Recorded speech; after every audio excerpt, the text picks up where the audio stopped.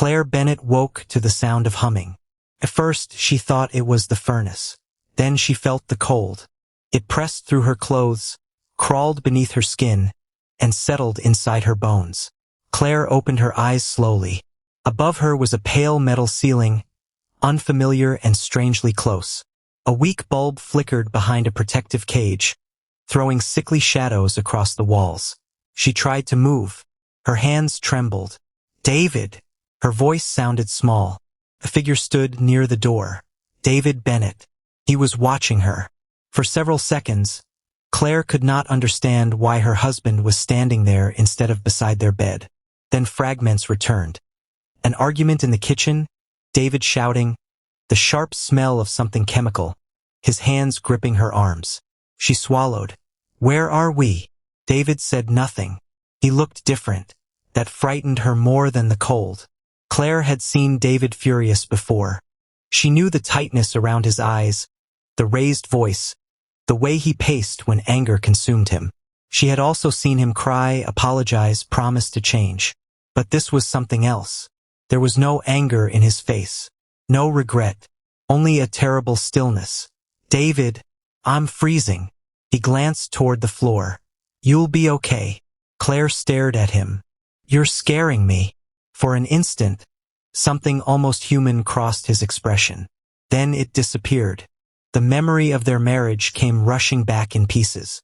Sunday mornings when David brought her coffee without asking. The first apartment they rented, where they ate cheap takeout on the floor because they couldn't afford a table. His hand finding hers beneath restaurant tables. His voice promising, years earlier, "I'll never let anything happen to you." She had believed him. Later came the smaller changes. Questions about where she had been. Questions about who had called. Questions about why she needed money. At first, Claire had mistaken his jealousy for love. Then concern became suspicion, and suspicion became control. She remembered the night he had smashed her phone. The apology afterward. The flowers. The promise that it would never happen again. She remembered believing that promise because believing it was easier than admitting the man she loved was becoming someone she feared. Now, looking at him in the cold storage room, Claire understood something she had refused to understand before. David had already made a decision. "Please," she whispered. "Whatever you think I've done, we can talk." His jaw tightened. "You had plenty of chances to talk. Then give me another one." He looked toward the door. Claire's heartbeat accelerated. "David!" He stepped backward. "Why are you doing this?" He did not answer. "David, please." The door began to close. Claire lunged forward, but her legs weakened beneath her. She caught herself against the freezing floor and screamed his name one last time.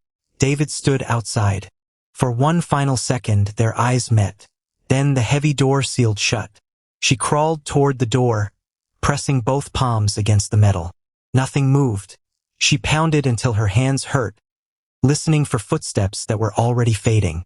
Behind the wall, the machinery continued its low mechanical hum, indifferent to her desperate cries and the life waiting outside. Darkness swallowed her. Claire heard the lock turn. Footsteps moved away, and David never looked back. David heard the freezer door lock behind him and stood still for several seconds. The house was silent. He looked at the clock, then at his hands, as though expecting them to reveal something. They did not. Slowly, he walked into the kitchen, washed his hands, changed his shirt, and began preparing the story he would tell. By morning, Claire Bennett would no longer be a wife who had vanished. She would be a woman who had chosen to leave. David called Claire's sister first. His voice trembled at exactly the right moments. "She said she needed space," he whispered. "We've been having problems for a while." He paused, allowing silence to make the lie sound painful. "I thought she'd come back." By noon, the story had begun moving through the neighborhood. Their marriage had deteriorated. Claire had been unhappy. They had argued. David had fallen asleep after their final disagreement, and when he woke, she was gone. He told one neighbor that Claire might have driven somewhere to clear her head. Another heard that she had been talking about starting over. Every version contained just enough truth to feel believable. They had argued. Claire had been unhappy. She had wanted to leave. David simply removed the part where he was responsible. Outside, snow covered the driveway in a clean white layer, hiding tire marks and footprints beneath it. David stood at the mailbox while Mrs. Harper from across the road approached him. "I'm so sorry," she said. David lowered his eyes. "I keep thinking she'll call." Mrs. Harper touched his arm. "She loves you." For half a second, David's expression changed. Then he nodded. "I hope so." The woman walked away believing she had comforted a grieving husband. David watched her disappear around the corner. Then he looked toward the house. Behind those walls, Claire was still alive. Far below the ordinary sounds of the home, she fought to remain conscious. The cold had become something beyond pain. It was everywhere. Her fingers felt distant.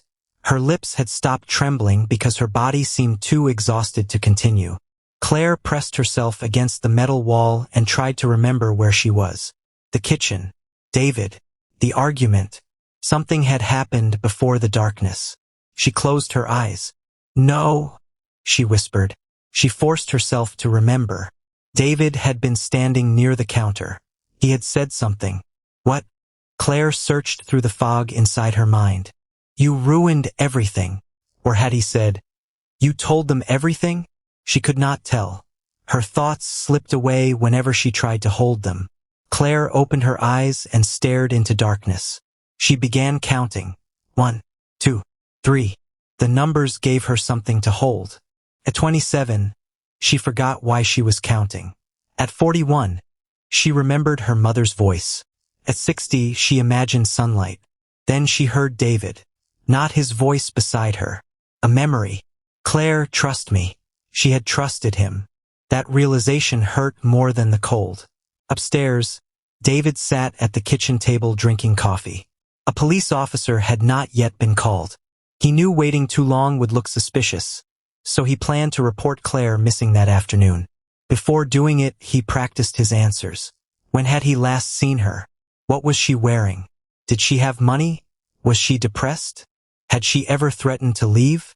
He repeated the questions silently until his answers sounded natural. Then he picked up the phone. By evening, police would know Claire Bennett was missing. Neighbors would remember David standing in the snow, looking devastated. They would remember his shaking voice. They would remember him saying he only wanted his wife home. None of them would know that every time David spoke about Claire, he knew exactly where she was. And none of them would know that, beneath the floor of the house, she was still fighting to survive. By the following morning, Claire Bennett was officially missing. The report reached Detective Elena Morris shortly after 8. Morris had spent 12 years investigating disappearances, domestic violence cases, and deaths that began with stories too polished to be true. She had learned that people rarely revealed themselves through the facts they volunteered. More often, they revealed themselves through the details they avoided. In missing person cases, those small inconsistencies could become the first cracks in an otherwise convincing lie. Morris had seen ordinary panic before, and she knew this felt different. David Bennett met her at the front door. He looked exhausted. His eyes were red, his shoulders lowered, and his voice was quiet. "I told the officer everything," he said. "Claire and I had been struggling." Morris watched him carefully. "When did you last see your wife?" "Tuesday night, around 10. "What happened?" David hesitated for precisely the amount of time someone might expect from a grieving husband. "We argued. Nothing unusual. She was upset, said she needed some air. I went upstairs. When I woke up, she was gone." Morris glanced toward the hallway. What was she wearing? A gray coat, black boots, her blue scarf. He answered immediately. Too immediately. Morris wrote the details down without comment. "Did she take her phone?" "No." "Wallet?" "I think so." "Car?" "No." "Her car is still here." Morris looked up. "So you believe she walked away?" David swallowed. "I don't know what to believe." His words sounded uncertain. His answers did not. That distinction stayed with her. Over the next several hours, Morris spoke with neighbors, relatives, and people who knew Claire before her marriage to David. The picture they painted was different from the one David had offered. Claire had been warm, generous, and dependable. She remembered birthdays. She brought meals to sick neighbors. She volunteered at a local shelter and rarely ignored someone who needed help. But during the last year, something had changed. She stopped coming around, Mrs. Harper said. If we invited her over, she'd always have an excuse. Did she seem afraid? Morris asked. Mrs. Harper looked toward the window. Not afraid exactly. More like careful. Another neighbor remembered seeing David waiting outside whenever Claire went somewhere. A former coworker said Claire had once confided that David checked her phone. None of those details proved a crime. Together, however, they formed a pattern. That evening, Morris met Claire's closest friend, Megan Ross. Megan arrived carrying a small handbag and wearing the expression of someone who had not slept. I should have said something sooner, she whispered. Morris sat across from her. Anything you remember could matter. Megan stared at the table. Claire knew something was wrong. What did she tell you? She wouldn't explain everything. She said David had become controlling. She said she was thinking about leaving. Did she say she was afraid he might hurt her? Megan hesitated. Then she reached into her bag and pulled out her phone. There was one conversation. She searched through old messages before stopping. She called me 3 weeks ago. Morris leaned forward. What did she say? Megan's eyes filled with tears. She said, if something happens to me, don't believe everything David says. The room became completely still. Outside, rain tapped softly against the windows, but neither woman moved for several seconds. Megan looked down and began to cry quietly. Morris looked at the sentence again. It was not proof. It was not a confession. But it was a warning. And suddenly, David's perfectly rehearsed story no longer sounded like a grieving husband's account. It sounded like a story Claire had warned someone not to believe. Morris closed her notebook. Start from the beginning, she said. For the first time since Claire disappeared, the investigation was no longer searching only for a missing woman. It was beginning to search for the reason she had expected to disappear. Morris left Megan's apartment with Claire's warning still running through her mind. Start from the beginning. She did.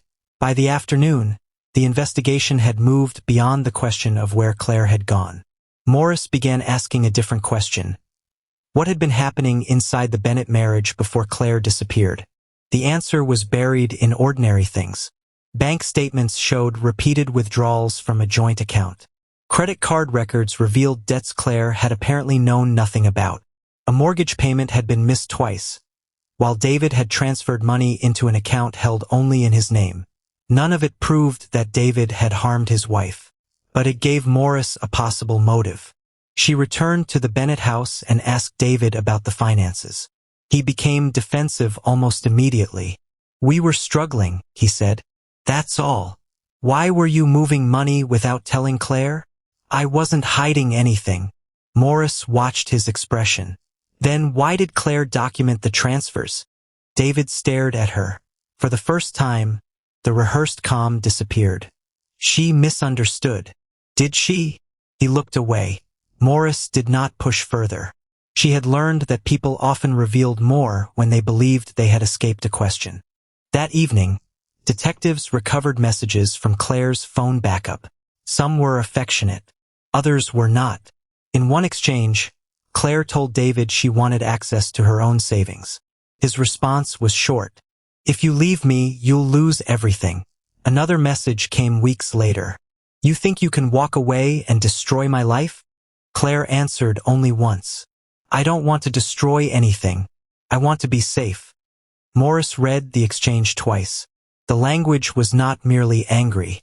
It was controlling. Megan provided more. She had saved screenshots Claire sent during the final months of the marriage. Some showed missed calls from David. Others contained long messages demanding explanations for where Claire had been, who she had spoken with, and why she had not answered immediately. Then Megan opened a folder Claire had created herself.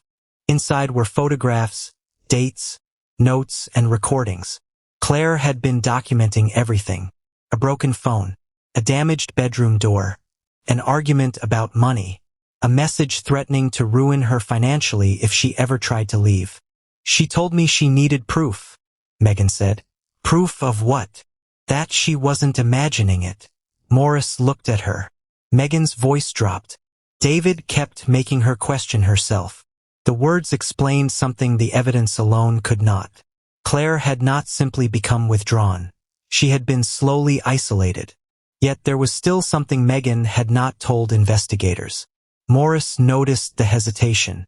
You said Claire discovered something about David. Megan went silent. What was it? I don't know. You must have some idea. I know what she told me. What did she tell you? Megan looked toward the window. She said it was worse than the money. Morris felt the case shift again. Did she say what he was hiding? Megan shook her head. She said if David knew she had found it, he would never forgive her. Did she seem frightened? Megan nodded. Terrified. Why didn't you tell us yesterday? Because Claire made me promise. What exactly did she ask you to do?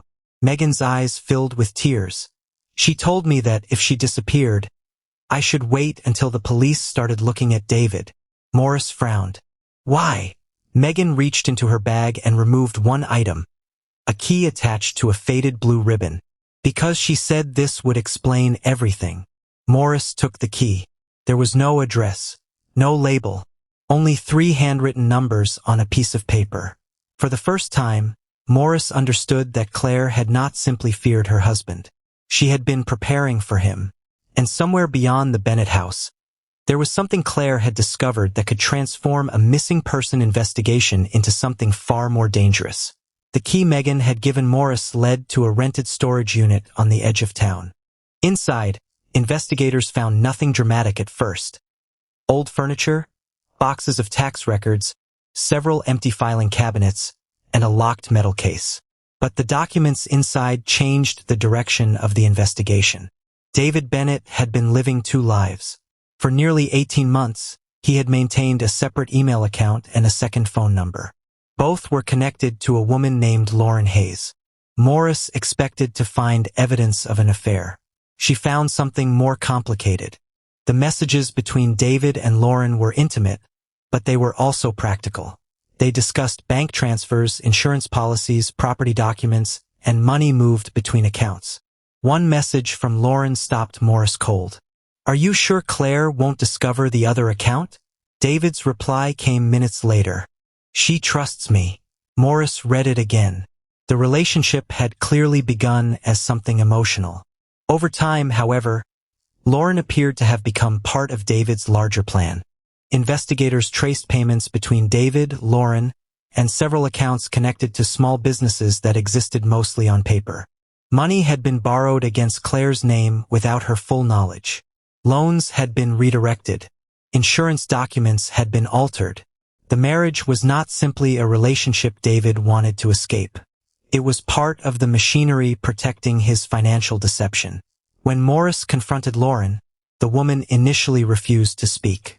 I didn't know what he was doing, she said. You knew about Claire. I knew David was married. Did you know he was using Claire's identity? Lauren looked down. I suspected something. Why didn't you tell her? Because David told me Claire would destroy both of us. Morris watched her carefully. Did he say what would happen if Claire found out? Lauren's silence answered before her words did. He said she wouldn't leave him. Meanwhile, David was beginning to realize that his story was no longer holding together. A detective had asked about the storage unit. Another had questioned his financial records. Then the police requested access to his computer. David stood alone in his kitchen after the officers left, staring at the empty doorway. For the first time, he looked frightened. He checked his phone. 3 missed calls from Lauren. 1 message followed. They know. David deleted it immediately. Then he opened another account and discovered that several transfers had been flagged. His breathing became shallow. The disappearance was supposed to simplify everything. Claire would vanish. Her debts would remain. The financial records would look confusing, but not suspicious. And David would eventually become the grieving husband everyone pitied. Instead, Claire's warning had done exactly what he feared. It had made investigators look closer.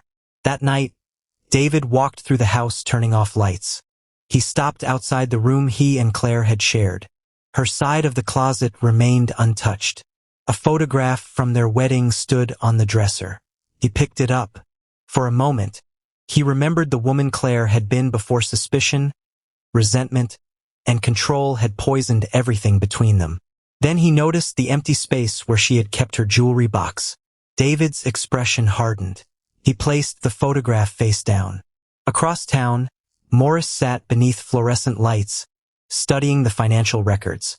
There was one detail she could not explain. Several transfers had been made shortly before Claire disappeared, and the largest one had originated from an account Claire was supposed to know nothing about. Morris called for another detective. Find out who opened this account. The answer arrived 20 minutes later. Claire Bennett. But Claire had not opened it. Someone had used her identity. Morris stared at the paperwork. The discovery transformed the case again. This was no longer only about a secret relationship, financial manipulation, or a missing woman. Someone had been preparing for Claire to take the blame. And if Morris was right, the plan had started long before Claire vanished.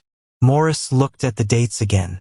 The account had been opened months before Claire confronted David about the money. The deception had not begun during their final argument. David had been preparing for consequences long before Claire understood the full truth. The question was no longer whether David had lied. It was how far back the lie went, and what else he had prepared. The answer to Morris's question came before sunrise on the 5th day. A patrol officer reviewing property records noticed something strange. David Bennett had recently rented an industrial freezer unit on the rear of his property, supposedly for storing equipment during renovations. The paperwork was legitimate, but the timing was not. Morris drove there immediately. Snow covered the narrow driveway, and the house looked painfully ordinary beneath the gray morning sky. David stood on the porch when she arrived. His face tightened when he saw the detective. What is this about? We need to search the property. You already searched. Not everything. David stepped aside. Inside, the house was silent. Morris moved through the rooms with 2 officers behind her. Nothing immediately appeared unusual. Claire's belongings remained where they had been. Her coat hung by the entrance. Her shoes were beside the door. Then one officer noticed a faint mechanical hum coming from outside. Morris followed it. Behind the house stood a detached storage building. The padlock was new. David, she said. Open it. He stared at the lock. There is nothing in there. Then opening it shouldn't be a problem. His hand shook as he reached for the key. The door opened. Cold air rolled across the floor. Inside was a large industrial freezer. Morris's stomach tightened. Open it. David did not move. An officer stepped forward and pulled the handle. The freezer door released with a heavy metallic groan. A cloud of vapor spilled across the concrete, curling around their boots. The interior light flickered once, illuminating a shape beneath a silver emergency blanket that had been thrown over stored boxes. For one terrible second, nobody spoke. Then someone screamed. Claire was inside. She was curled against the wall, barely recognizable beneath layers of frost-covered clothing. Her skin was pale, her lips blue, and her eyes closed. Ice clung to strands of her hair and the fabric around her shoulders. Her breathing was so faint that Morris initially wondered whether she had arrived too late. She reached toward Claire's neck and searched for a pulse. There. Weak, but there. Get medical help here now, Morris ordered. One officer ran outside, shouting for the paramedics while another cleared space around Claire. Emergency responders rushed into the building. Blankets were wrapped around Claire as carefully as possible. Oxygen was placed over her face. Someone called for a second ambulance. The paramedics worked quickly, but every movement was cautious. Claire's body was dangerously cold, and they knew sudden changes could be dangerous. They monitored her breathing while preparing her for transport. Morris stood back for several seconds, watching the woman everyone had been searching for. 5 days. 5 days inside that machine. 5 days while David told the world she had walked away. The realization made Morris's stomach turn. Claire's eyelids fluttered. "Claire!" Morris whispered. Her eyes opened. David remained near the doorway. He looked stunned. But Morris was watching him. The color had disappeared from his face. His carefully controlled expression was gone. There was no grief now, no performance, no rehearsed sorrow. Only disbelief. He had expected to find a body. Instead, Claire opened her eyes. For a brief moment, she looked directly at him. David stepped backward. Claire's lips moved. Morris leaned closer. "Don't try to talk." Claire shook her head weakly. Her eyes remained fixed on David. Her voice was barely audible. Morris bent closer. "What did he do?" Claire struggled to breathe. "He knew." The ambulance crew lifted her onto the stretcher. Morris followed beside her. Claire's eyes closed again, but her lips moved one final time. "He knew I would die." Then she lost consciousness. The ambulance doors slammed shut. As the vehicle disappeared down the road, Morris remained standing in the snow. For 5 days, everyone had believed they were searching for a missing woman. Now they knew something much worse. This was not a disappearance. It was an attempted murder. And somehow, against every expectation, Claire had survived it alone, against impossible odds. Morris turned toward the house. David was still there. His story had ended. But Claire's had only just begun. Claire woke to white light. For several seconds, she did not know where she was. The ceiling was smooth and bright. Nothing like the metal darkness she remembered. A machine beside the bed beeped steadily. Tubes ran from her arm. Then she remembered the cold. Her eyes opened wider. "No!" A nurse appeared immediately. "You're safe." Claire looked toward the door. "Where is David?" The nurse paused. "He's not here." Claire closed her eyes. For the first time, she believed she had survived. Doctors treated her hypothermia and dehydration while monitoring the damage caused by prolonged exposure. Her body was weak, but it was responding. Her mind was slower. Memories arrived without warning. The freezer door. David's shoes. His voice. Then nothing. Sometimes she woke screaming. Sometimes she stared at the wall for hours, unable to explain what frightened her. Detective Elena Morris visited on the 3rd day. She stood outside the hospital room before entering, carrying no folder and asking no questions. Claire noticed. "You're not going to ask me what happened?" "Not today." "Why?" "Because you need to recover first." Claire looked down. "What if I can't remember?" "You don't have to remember everything at once." Morris pulled a chair closer. "When you're ready, I'll listen." That became their routine. Morris visited without pressure. She brought updates but never demanded answers. She told Claire that investigators had found evidence inside the storage building and that David was in custody. The information helped Claire separate the present from the nightmare. Still, the memories remained broken. She remembered an argument. She remembered David accusing her of betrayal. She remembered saying she would leave. Then another image appeared. A suitcase. A document. A bank statement. Claire frowned. She had discovered something about David's money before the freezer. Something that had made him afraid. One evening, rain tapped against the hospital window, and the memory finally returned. Claire was sitting upright when she suddenly heard his voice inside her mind. "You should have stayed quiet." Her breathing stopped. Morris, sitting nearby, looked up. "What did you remember?" Claire stared at the floor. "He was angry. Do you want to tell me?" Claire nodded slowly. "He said I had ruined everything." Morris waited. "I told him I was leaving. I told him I knew what he'd done." "What did he say?" Claire's eyes filled. "He said I didn't understand." She gripped the blanket. "I begged him to open the door." The room felt colder. "I kept asking why he was doing this." Morris remained silent. Claire swallowed. "He didn't shout." That detail frightened her most. "He was calm." Morris leaned forward. "What did he say?" Claire looked directly at her. "He said, I can't let you destroy the life I've built. Morris felt a chill move through her. Claire continued. He said everything would disappear if I told anyone. His money, his future, the woman he wanted to be with. There it was. The motive. David had not acted because he suddenly lost control. He had acted because he believed Claire had become an obstacle. She knew too much. She could expose the financial deception, the secret relationship, and the carefully constructed life David had been building behind her back. Removing Claire seemed easier than facing the consequences. Claire began crying. He didn't want me to understand him, she whispered. He just wanted me gone. Morris reached across the space between them but did not touch her until Claire nodded. You survived, she said. Claire looked toward the window. I don't know why. You don't have to know yet.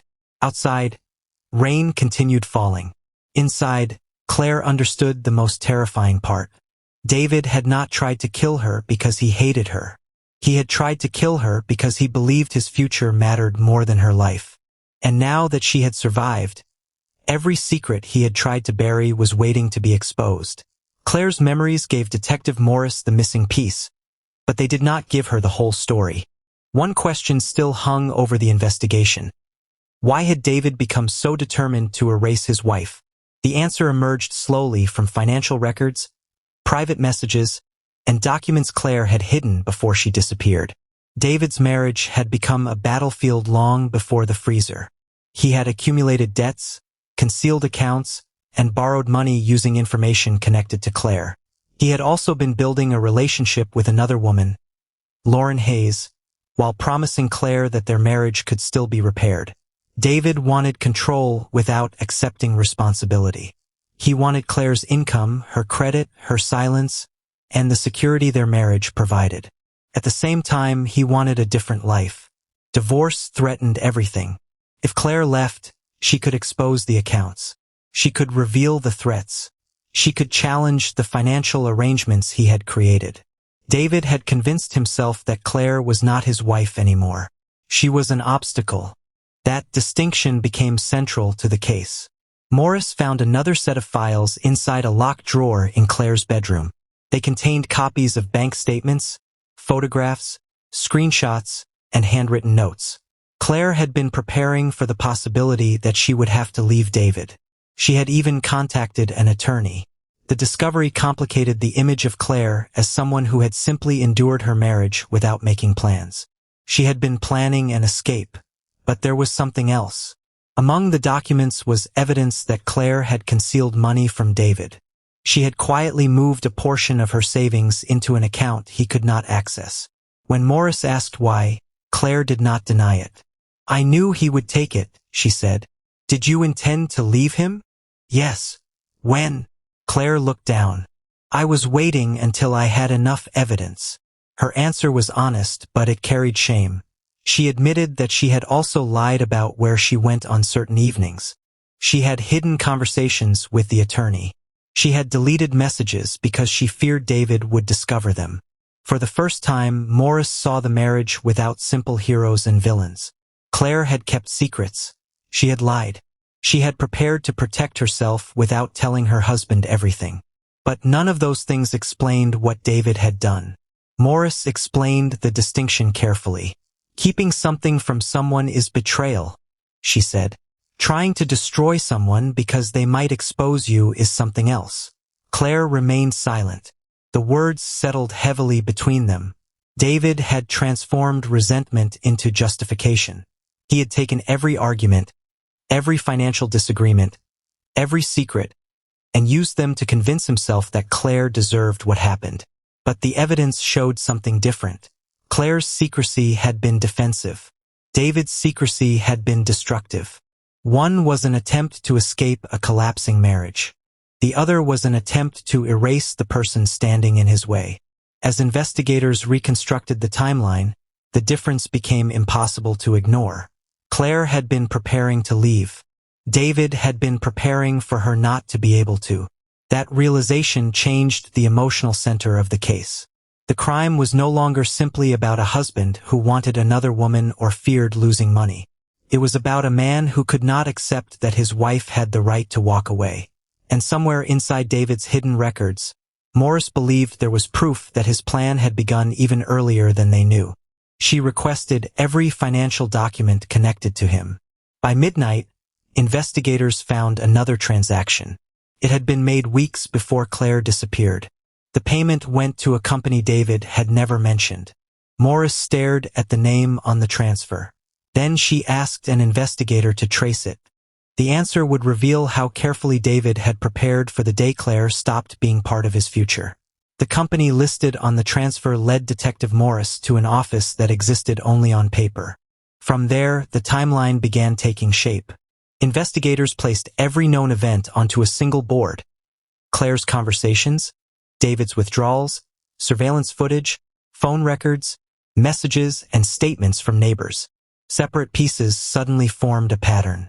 6 weeks before Claire disappeared, David had transferred money into an account connected to the shell company. For weeks before, he had searched online for storage equipment. 3 weeks before, Claire warned Megan that she had discovered something frightening. 2 weeks before, David increased the insurance coverage connected to their property. 5 days before the investigation found Claire, David told neighbors that his wife had left voluntarily. And throughout those weeks, he continued communicating with Lauren. Morris studied the dates. David had not improvised. He had been preparing. Surveillance footage strengthened the case. A camera outside a hardware store showed David purchasing equipment later found inside the storage building. Another recording captured him returning home late at night carrying boxes. When questioned, David gave different explanations. First, he said they were for renovations. Then he said they were for work. Later, he claimed he could not remember. Each answer contradicted the last. Morris eventually brought him into an interview room. David sat beneath the fluorescent lights, hands folded in front of him. "You've already decided I'm guilty," he said. "We're trying to understand what happened. You think Claire told you everything?" "No," Morris replied. "I think the evidence is telling us." She placed photographs on the table. The storage building, the freezer, the financial records, the messages. David stared at them. "She was going to leave me," he said. "That doesn't explain why you lied about where she was." I panicked. After 5 days, David looked away. Morris placed another photograph in front of him. "You told officers Claire left voluntarily. She did leave. She was found locked inside your freezer." David's jaw tightened. "I didn't know she was still alive." The room went silent. Morris leaned back. "That isn't what you told us yesterday." David said nothing. "You said you never put her there." "I don't remember." "Then remember now." His breathing became heavier. For several minutes, he refused to answer. Then his story changed again. He admitted arguing with Claire. He admitted carrying her into the storage building. But he insisted she had already been unconscious. "I thought she was dead," he whispered. Morris watched him carefully. "And you put her inside the freezer?" David nodded. "I didn't know what else to do." "Why didn't you call an ambulance?" "I was afraid." "Afraid of what?" "Everything." He began crying. Then came the final version. David claimed he had never intended to kill Claire. He said the freezer was meant to hide her temporarily because he believed she was already dead. He insisted he had not wanted her to suffer. Morris listened without interrupting. The explanation was designed to transform intention into accident. But the evidence told another story. David had prepared the freezer. He had lied about Claire leaving. He had concealed the property. He had continued constructing a false story while Claire remained trapped inside. Morris placed one final document on the table. It was a record showing David had searched for information about preserving evidence and delaying discovery before Claire disappeared. His face changed. "You knew," Morris said quietly. David stared at the paper. "You knew exactly what you were doing." He lowered his head. For the first time, there was no convincing explanation left. Only silence. Morris stood and gathered the documents. David had finally admitted placing Claire inside the freezer. but he still wanted the world to believe it had been an accident. Morris knew better. An accident did not require preparation, deception, or 5 days of silence. It required only one thing: intent. And now the prosecution had to prove it. The prosecution had the confession. Now they needed the truth behind it. Claire's physical recovery continued slowly. She could walk without assistance, eat normally, and sleep for longer stretches. Yet the freezer remained inside her mind. Some nights, she woke convinced she could still hear the machinery. Other nights, she wondered why she had survived when every part of her had expected death. Morris visited her before the trial. "You don't have to forgive him," she said. "You only have to tell the truth." Claire looked toward the window. "What if they don't believe me? Then we give them the evidence." Claire nodded, but fear remained. She had spent months being told that her memories were exaggerated, her concerns irrational, and her fears unreasonable. Now she would have to stand in a courtroom and explain exactly how that manipulation had changed her. When the trial began, David entered wearing a dark suit. He looked thinner, more vulnerable. To anyone who knew nothing about the case, he could have appeared like a broken husband mourning the destruction of his family.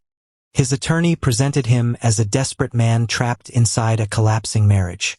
David had been overwhelmed, they argued. He had been frightened. He had made a terrible decision during an emotional crisis. The defense emphasized Claire's secrets, her hidden savings, her plans to leave, and the arguments that had poisoned the marriage. They wanted the jury to see two damaged people rather than one person deliberately attacking another.